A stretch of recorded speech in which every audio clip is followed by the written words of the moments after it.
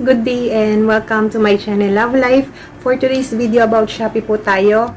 At mag-share lang ako ng mga updates sa Shopee o recent updates sa Shopee na magagamit ng mga sellers. So this video is for mostly for sellers sa Shopee. So unang update natin is yung registration process. So in my last video, na-mention ko kung paano magkaroon ng courier para sa iyong shop sa Shopee. So, nandun yung detailed information. Pero ito, shorter version. So, kapag sa registration sa Shopee, una, kailangan mong mag-create ng account sa Shopee kung wala ka pa. Or use your existing account sa Shopee kung meron ka na. Then, add your first product sa Shopee. So, hindi ka nadadaan dun sa seller sign up unlike dun sa dating update. So, add your first product sa Shopee at mag-fall ka under seller-owned shipping. And then, kung gusto mong magkaroon ng courier for your shop, just apply for 3PL or yung third-party logistics. So, ayun, yun yung bagong proseso ngayon about registration.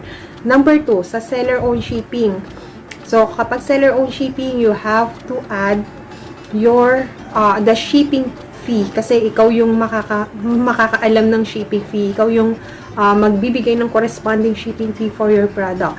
You have to add the corresponding amount of shipping fee sa price ng product. Let's say kung yung product mo is 200 pesos tapos yung shipping fee is 100 pesos, ang kailangan mong ilagay na price is 300 pesos.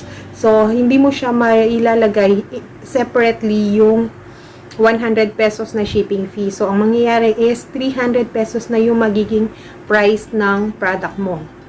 So, yun. Yun yung bago sa seller-owned shipping. Number 3. So, about naman sa pagre-request ng additional courier, may commenter tayo na nagsabi na 1 additional courier lang yung pwede mong i-request para sa iyong shop. So, 1 additional courier every month. I mean, once a month, 1 courier lang yung pwedeng i-approve ni Shopee for your shop. Dahil kasi maramihan or biglaan bibigyan ka na lang ng 2 or 3, ganyan. So, ngayon, according to her, isa lang na courier ang pwedeng i-approve ni Shopee every month. So, ayun.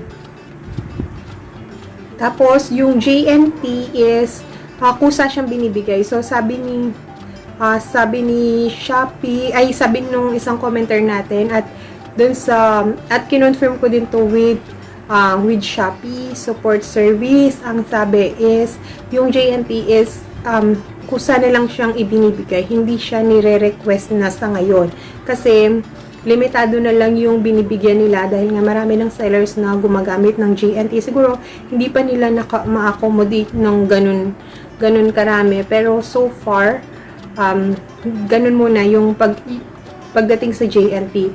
Kusa siyang ibibigay sa iyo ni Shopee. So, hindi siya by request.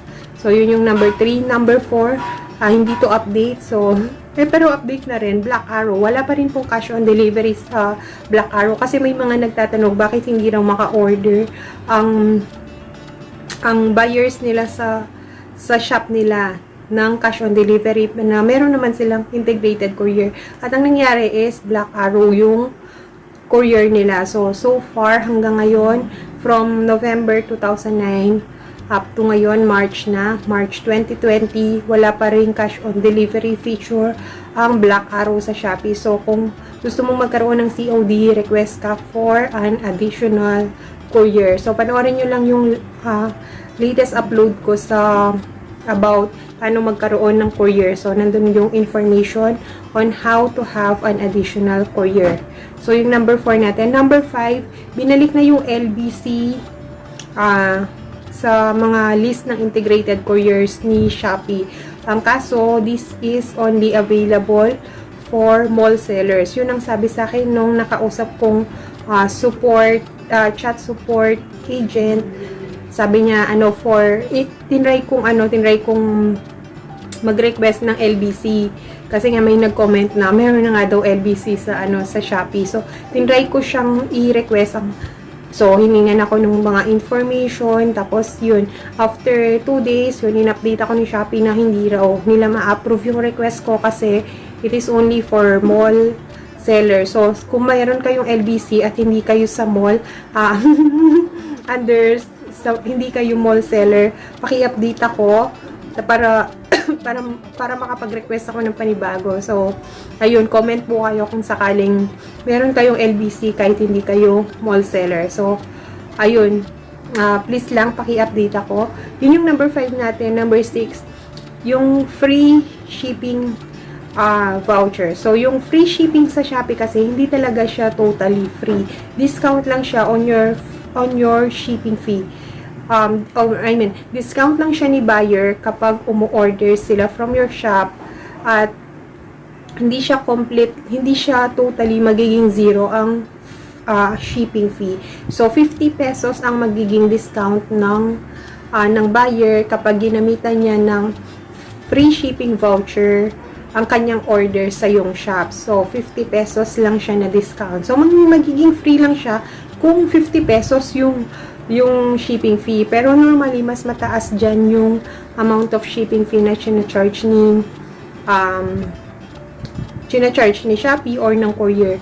Kaya, ayun, kapag may nagtatanong sa inyo, bakit meron pa rin silang binabayarang shipping fee, tapos kahit ginamit na nila yung free shipping discount or free shipping voucher, sabihin nyo lang po, hindi siya totally free.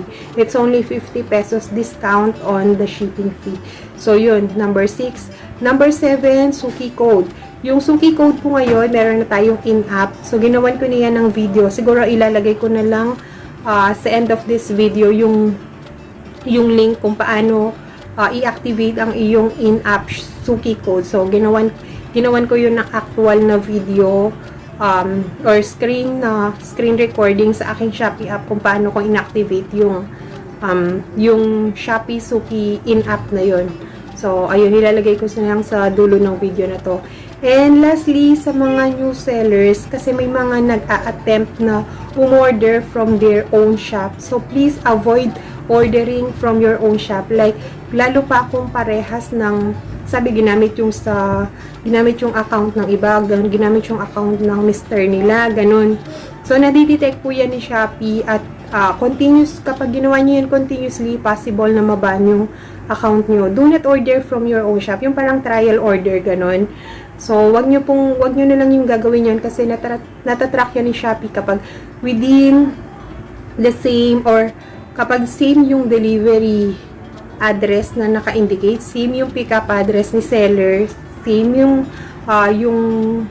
buyer. So, ayun, nadidetect yan ng Shopee. Same IP address. So, yung sa internet connection, nadidetect yan ni Shopee kapag umu-order ka sa sarili mong shop. So, kapag repeatedly ginagawa mo yan, makaka-receive ka ng notice from Shopee, posibleng magkaroon ka ng penalty or totally maban ang iyong account. So, ayun guys, iwas lang sa mga sa pag-order from your own shop. So, yun muna guys, yun lang yung gusto kong i-share in this video. 8 updates yan from Shopee at sana may natutunan kayo kahit paano, lalo na yung mga bagong sellers. So, okay guys, yun muna tayo for this video. Thank you very much po for watching.